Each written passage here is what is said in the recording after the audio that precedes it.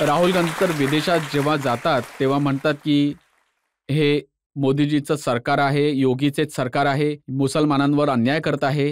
हे परदेशी जमिनीवर जाऊन ते म्हणतात आणि अमेरिकेचे आणि लंडनचे न्यूजपेपर या रिपोर्ट्स छापतात. आठवण करा 2010 मध्ये जेव्हापासून राहुल गांधी विदेशी दौऱ्यावर होते, तेव्हा ते म्हणाले होते ना, की आम्हाला ISI पासून भीती नाहीये, आम्हाला कोणत्या आतंकी संघटनेपासून भीती नाहीये, भारतामध्ये हिंदूंपासून भीती आहे.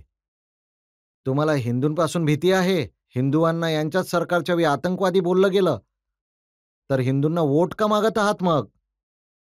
त्यांच्यापासून अंतर ठेवून राहा ना. तसं तर हे ॲक्सिडेंटल हिंदू आहेत.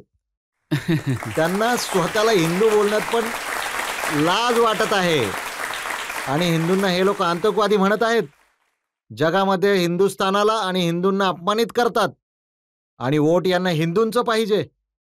जातीच्या आधारावर त्याच हिंदूंना वाटतील. हे नाही चालणार. दुपट्टीपणा, दुहेरी चरित्र देश नाही स्वीकार करू शकत.